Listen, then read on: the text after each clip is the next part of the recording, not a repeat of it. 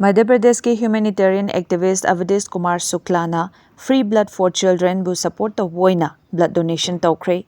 ngasi blood centre JNIMS पोरोंपाता पांगथोकपा चंबा थौरम अमदा मध्य प्रदेश की ह्यूमैनिटेरियन एक्टिविस्ट अवधेश कुमार शुक्लाना चटलिबा चही असिगी जनवरी 13 दा helping hands for people HHP Manipur न लॉन्च तौखिबा free blood for children scheme बु सपोर्ट तौबोइना blood donation तौख्रे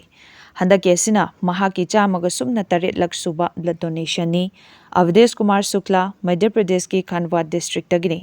Maharana Pratap foundation की मखादा ब्लड डोनेशन अमदी मिमानद्रबा आंगांग सिंगिदमक्ता मतम सांगना कथोरकलबा मिसकनी हौजे हौजिंग महाक BRO की हेडक्वार्टर 512 SSNTC की ऑफिशियल अमोइना मणिपुर चही अहुम की ट्रांसफर लाकपनी महाकना हाई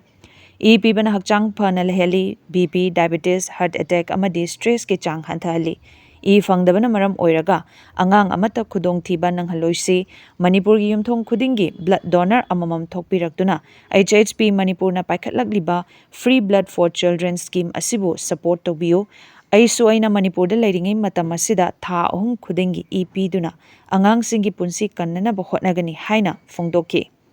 अवधेश कुमार शुक्लाबु helping hands for people Manipur की माइकैदगी तौविमल खंगबा अमदी इकाई खुमनबा उच्चरी हाइना हेल्पिंग हैंड्स फॉर पीपल मणिपुर की प्रेसिडेंट प्रेमजित मोरांगथेमना फोंदोरकली